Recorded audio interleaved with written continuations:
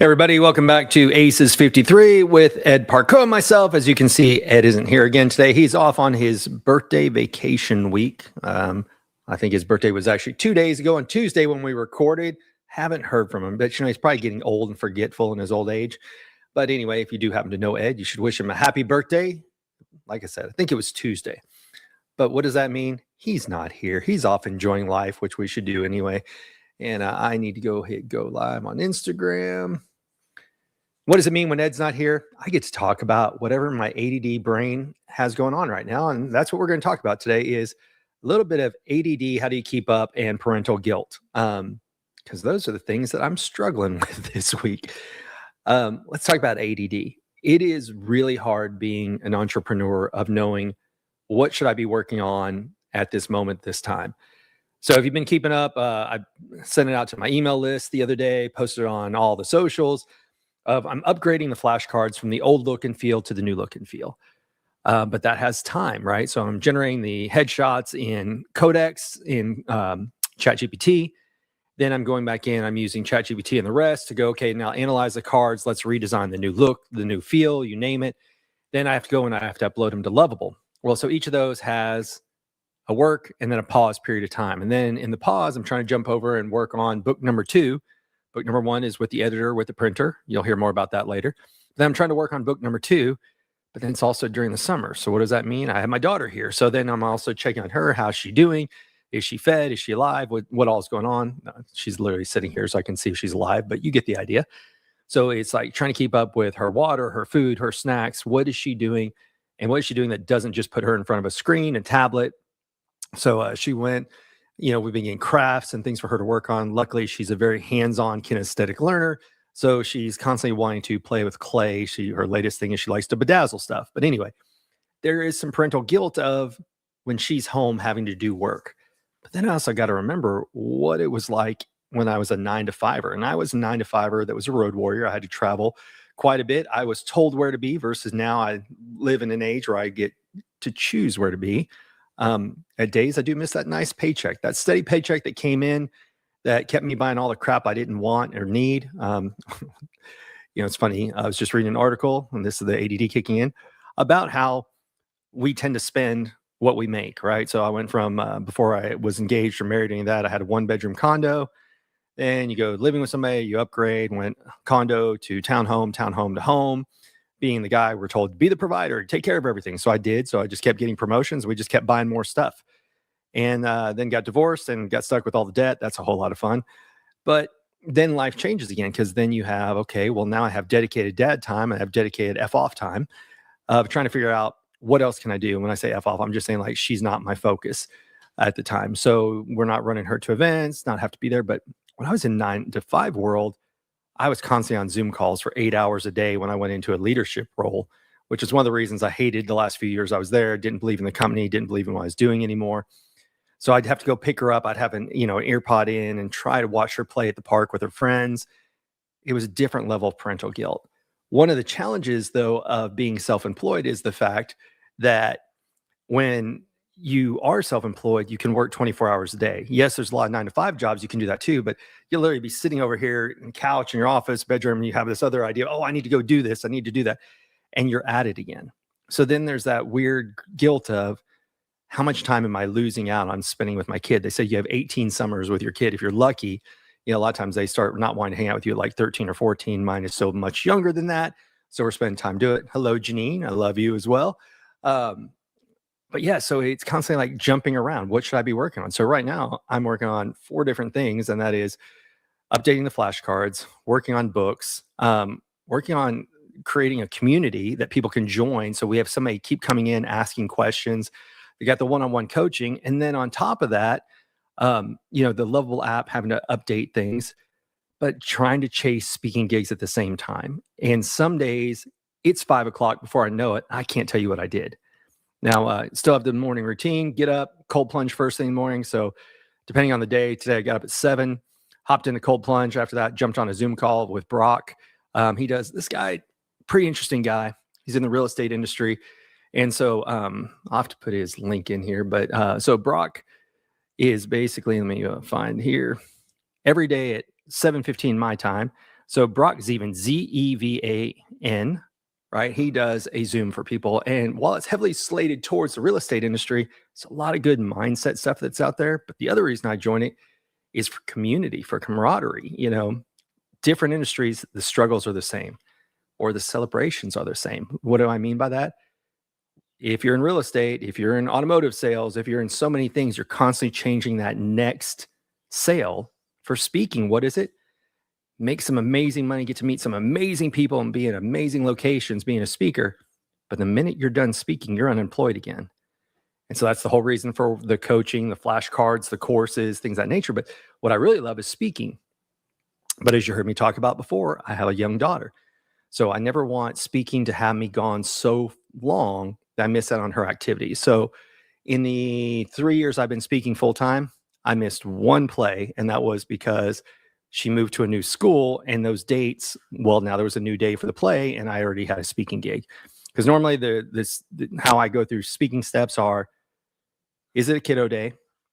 Do I back up through, I have two forms of backup. I have her mom, I have my mom.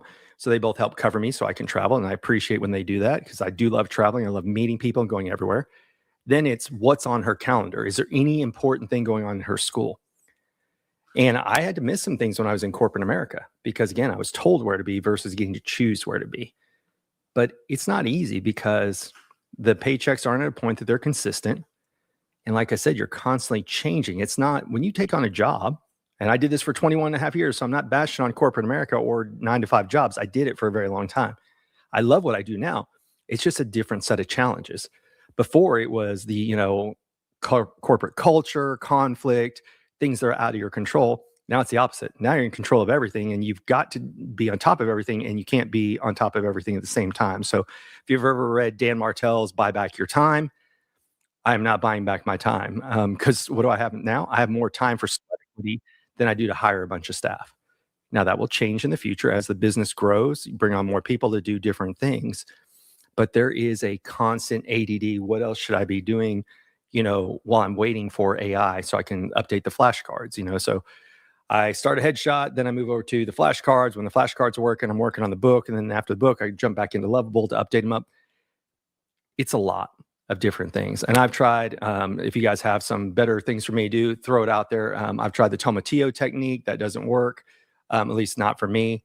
I'm trying to think of what else I've tried doing. I've tried moving to different locations within the office while I'm working on different projects.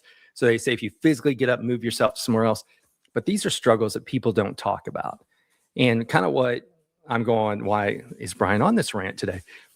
So one of the things that you can figure out is what's a version of a mastermind you can listen to. So I am always listening to books while I'm walking, driving around, you name it. So one of the ones I'm listening to right now, I'll show you guys, is the ever so infamous Think and Grow Rich. And they just covered the mastermind technique. And I think too many people think of masterminds as, well, it's got to go be in a boardroom and it's got to be this official thing. It doesn't. I'm currently reading, I think I mentioned this before, You're a Badass at Making Money. Thank you, Coach Karen Eldad, for telling me I need to reread that book. I listened to it first on Audible. Then I owned the physical book that I never quite finished. So 20 pages left in that. So a mastermind is, what are people and resources that can help you in the journey? I have a local group of people who are either entrepreneurs, speakers, MCs, you name it, people that don't go into a 9-to-5 office that we meet up from time to time. Now, the downside of that is, where do people want to meet? Coffee or cocktails, right? Like now there's cuisine in there occasionally, but it's easier to meet first thing in the morning or at the end of the day for coffee or for cocktails. Cuisine, aka lunch, a little bit harder to do because people don't want to leave their middle of the day of work, go meet and then come back again. Now it's different. When I was in corporate America, we did lunch every day somewhere because you want to get the hell out of the office for a little bit. Here it's the opposite. It's like, well, what am I going to lose out on if I leave the office when I'm in the middle of a project? So things just morph and change when you do it. But then you add in, like I was talking about, parental guilt. And it never, ever goes away because you're going to screw up something sometime. But what's the difference? And so I have to remind myself at times that, yes, I will get on my laptop after 5 o'clock. Yes, there's times like when she's up taking a bath, I'm still down here like working on content. There's been times where she's watching a TV show, I have my laptop or I have a book I'm reading. But I look at, I'm still present with her, I'm here, versus when I was in a hotel room hoping she'd answer a FaceTime call. Or when I'd go pick her up from school, I couldn't ask her about her day because dad's got a call going on. So there's just different perspectives no matter where you're at. And that is, what can you do with where you are? How can you still be, quote unquote, a good parent, regardless of what other people think? People will get that joke. But that's the constant struggle is, where do you put your time? Where do you put your energy? What can you outsource? What can you not? And then this is my worst thing about being an entrepreneur is I always think I got to take that next class. I am notorious. Ed will tell you, he will make fun of me on here, which he deserves to. I am always chasing the next class. And half the time, like if I see something interesting, I was watching one on speaking the other day. It was $9 for 3 days worth of stuff. I'd buy it. I throw it on my iPad. You can't see. So I have this whole mission control set up right here. Huge monitor right here, computer right here, camera obviously right here, iPad here, all my charging cables and everything else. And of course, I have a stand-up desk. If you've been watching, you see me go up and down all the time. But I'm constantly listening to something else. Last night, I was listening to a local group here called The Movement. They did a last-minute webinar. And I listened to that while I was cooking dinner. One of the things I'm not the best about is taking action on things. So this is a little bit of an accountability part. That's why I'm so paranoid to walk away from doing the flashcards, because I'm afraid some other shiny object will come up before I finish what I started. And I have a lot of unfinished tasks, just like I have a lot of unfinished books. That's what I've been trying to focus on while also being the parent at the same time. So we've done things. We went to the mall, we went and got gelato, ran little errands. Little too hot in Texas to do a lot of stuff outside right now. Like, yes, have the Six Flags season pass, but 110 degrees outside, maybe not the time of year to go. But there's all those struggles that are constantly going on. So if you have those, know you're not alone. And that brings us back to the mastermind concept. So it's good to have places to go that you have people who are in the same boat. So Olsen, I see you on over there. Thank you very much for joining in on that. Janine was in a little bit earlier, said hello. But find your new tribe. One of the craziest things that happened to me is because of the way that I left corporate America. But what I mean by that is I just kind of gave you a little push to get me out, aka I was fired. We can spend a whole episode on the BS that went along with that. Maybe I'll do that one day. That would be kind of fun. It's been long enough that people are always curious. They're always like, how did you get started speaking? I was like, I got fired and I didn't have a choice. So sometimes the worst things are the best things that happen to you at the exact same time. I would have stayed there miserable because I made good money. I had golden handcuffs. And the last 2 years for sure, but the last 5 years, I wasn't happy. When you're selling stuff to customers that you can't deliver and you're told to keep doing it, and then you get in trouble for you not delivering what you said you couldn't deliver, and they knew you couldn't deliver, but it's not delivered. Now the customer's mad. Doesn't make a whole lot of sense. Anyway, now I'm back in rooms where I look forward to the travel. So before it was like, oh God, flight's delayed, whatever. I'm like, hey, I get to hang out the lounge a little bit more. I wonder who I'm going to meet today. Or, oh, great, here we go. I have to go to another meeting. Now I get to go to a new meeting. Like I'm speaking at 2 events back to back in San Diego a week apart. And at times it's like, I should just stay the entire week. And then reality kicks in of, nope, you got stuff to do. But I'm looking forward to those 2 events at the end of the month, like I used to look forward to vacation when I was in corporate America. So there's trade-offs on everything. And going back to masterminds, one of the things that I try and do is when I'm going to an area that I know another speaker, another person lives in, then I reach out to that person like, hey, can we go for coffee? Can we meet up while we're there? Because if you get a chance to go somewhere, why not hang out with people you know? So somebody asked, how can you build a network in college? And well, I think you'd have to give us a little more specifics, because when you're in college, are you going part-time? Are you going full-time? Do you work? Are you only a student? You'd have to give us some more context, because yes, you can network within your classes, and it's good because study buddies when you have like things to learn. But then what happens is those people become referrals for you later on. But there's different options depending on where you go to school. Some people choose Greek life, which is you join a fraternity or a sorority. Other people, the networking comes in from where do you work at? And that's a good question. Are you working somewhere that's social or not? Me, I was always a bouncer, a bartender.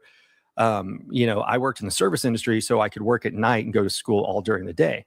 Now, what happens in that is you create a network of people that work at other bars and locations because they come visit you, you come visit them, And what happens is the different venues have different events going on. You get free access to a lot of different things. I've gotten to do and go and see a lot of cool concerts and everything else because I was in the service industry. So there's different ways when you're in college to do it. There's also just clubs you can join. There's free things that you can do. If you're looking for things to do no matter where you live, go on Eventbrite. And if you're somebody who throws events and organizes them, is your event on Eventbrite? I didn't know about this till about a year ago. There was a guy who came into town and somebody recommended, like, hey, while you're there, you should meet Brian. And so he invited me to his event. And I'm like, how many people are going to be here? He's like, I don't know. I put it on Eventbrite. I think 25 people showed up randomly because people will search through Eventbrite to find things to do. You can go into social media, type in Dallas, wherever you live, and look and see what else is going on. And not all of it has to be paid experiences or people are like, I don't want to go to bars.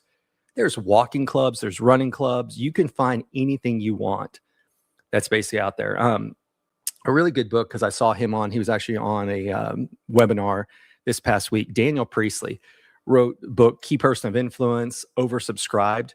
You could take those same business practices and apply them to networking. And that is, how do people find you? How do you get out there? What do you do? So sometimes it's funny. There are people who pick up dating books to understand business and people who pick up business books to understand social life. Because what, like Steve Sims used to say, you got to play in another sand pit to get good ideas. And that's what you can do. So I hope that helps with while you're in college. Me here locally, like if I'm constantly following other speakers, and if I see they say they're coming to Dallas, I'm like, hey, do you have an Uber? If they say no, cool. Guess what? You have one now. I'll come pick you up. It only costs me gas money. What do I get? One-on-one private time with somebody who they would just be paying for a service and maybe talking to their Uber driver, maybe not. But I get to play tour guide. I get one-on-one time with that speaker, and you build bonds and relationships by doing that.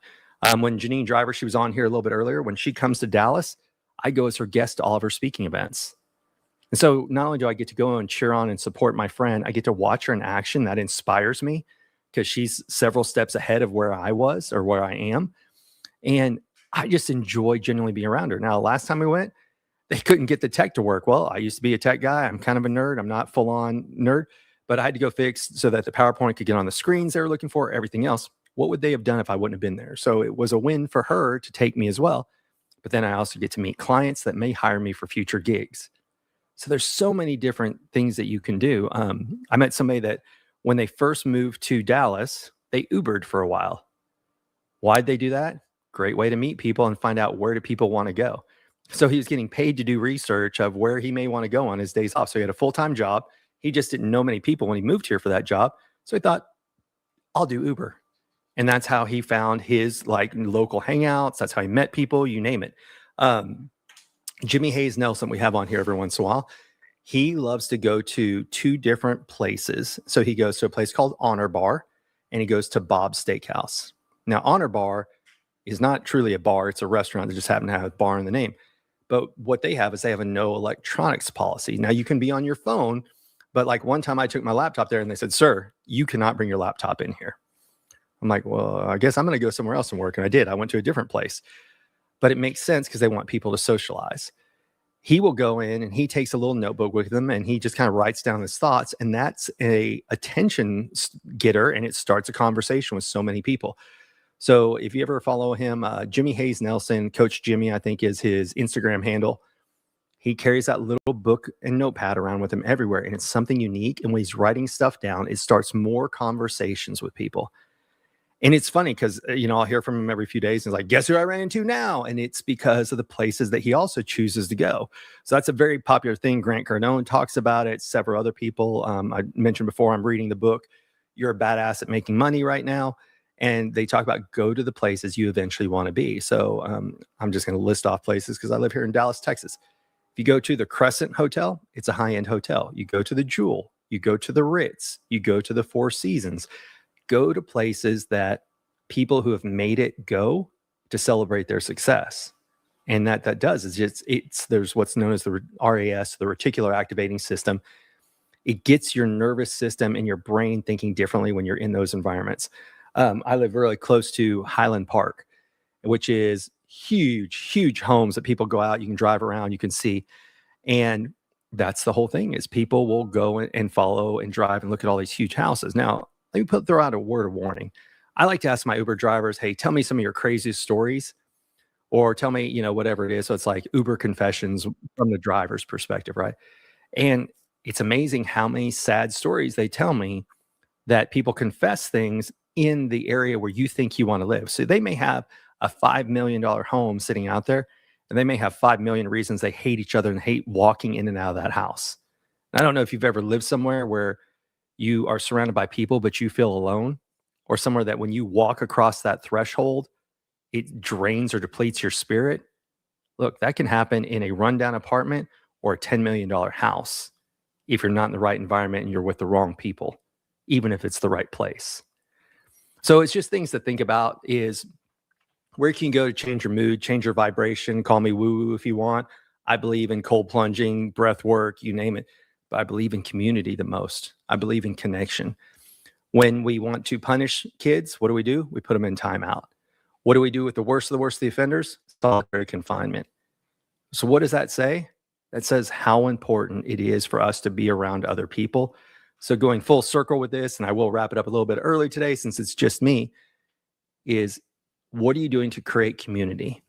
And it doesn't mean that you have to host events. If you want to learn how to host events, Dr. Rhonda Vaughn, she is great. She's got something called Social Oak, and she just brought small businesses together. So she read a book. Oh gosh, what's the name of it?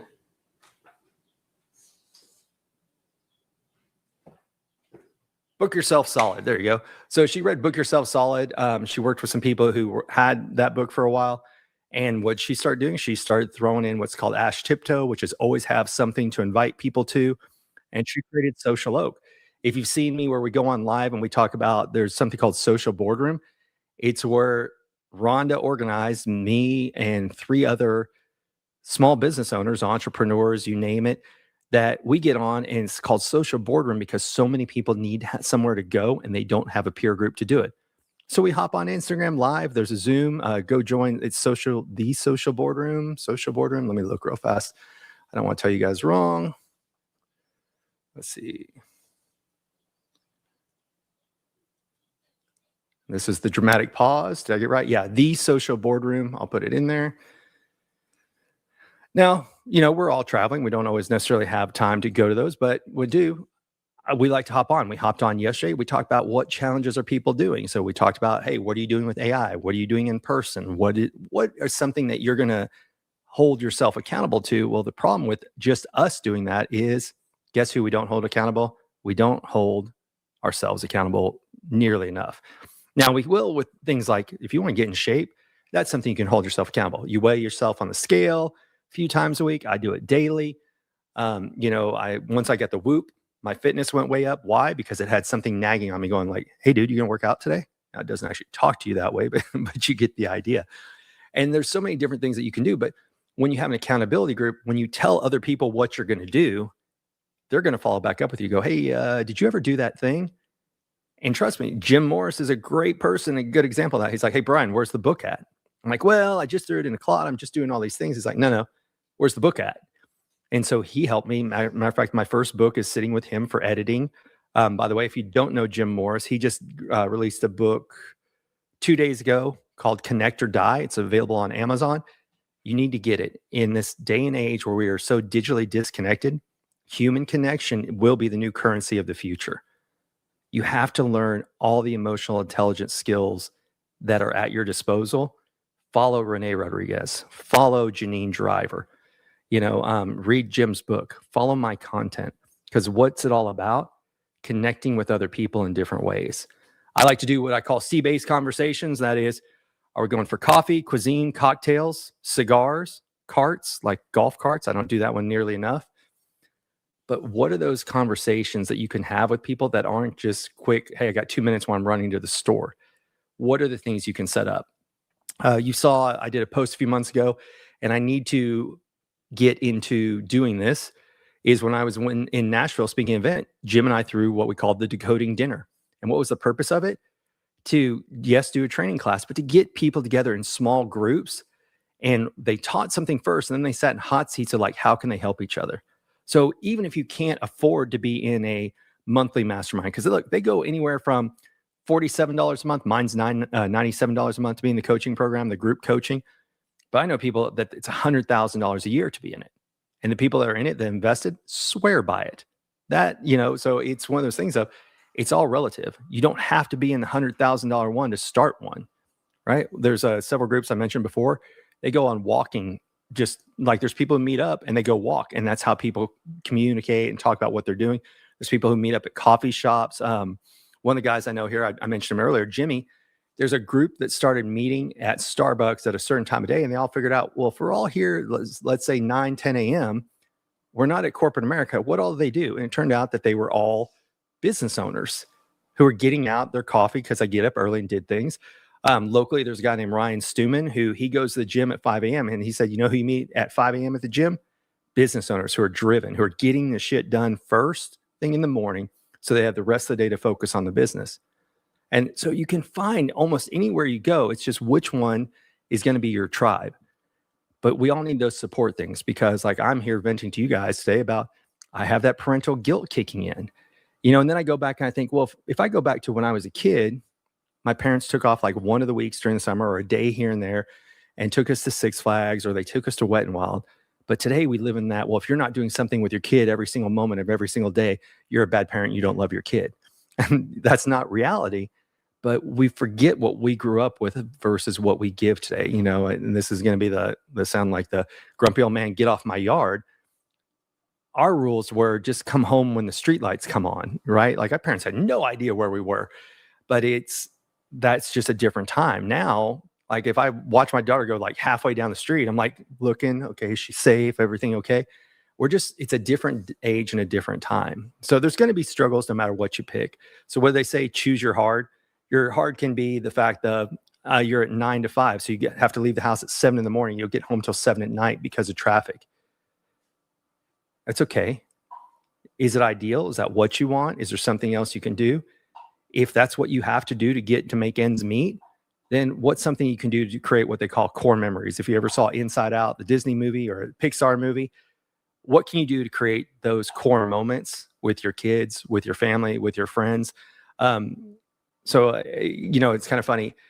I had a non-traditional life, right? Like I traveled, I didn't get engaged till 38, married at 41, kid at 42. Well, in our friends group, we were one of the first ones because a lot of people have kids like at 21 and we had kids later, like close to 40. Well, because we pulled ourselves away first by getting married and having a kid, it was on me to reach out to more people because when you disappear, people will invite you for a little bit, but then they don't know your availability, your schedule that you had when you had freedom 100%. So what that means is it's upon you to now reach out to people.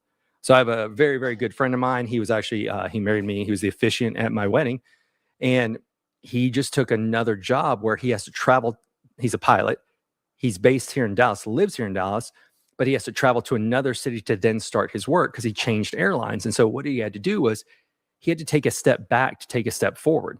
So he wanted a Dallas-based airline. So he went to go work there. But because they are on the, what do you call it? Union, even though he was, I didn't know this until you have friends that are pilots, but so you start as a pilot and then you become a captain, right? So I think you're first officer, then pilot, then captain. And if I got it wrong, yell at me. I don't know. I don't fly. I sit in the back and let somebody cart me around like Uber. But what he had to do was by going to a new airline, he went back to the bottom. And now he's going to have to work his way back up. And part of that is having to fly to another city first. Then he starts flying for work. So you think about that, that's like people commuting, but a whole other kind of commute. But he's got the long-term plan, the long-term goal, and that is he wanted a new airline that he could work here and eventually not even, maybe if he wants to stay on with the airline, do things besides being a pilot, there's options when their headquarters is here locally in Dallas. So he has the long-term goal of going, he was unhappy where he was. He could have stayed because he had seniority, he had pay and all that, but he took a chance to take a step backwards to move forward in the long run.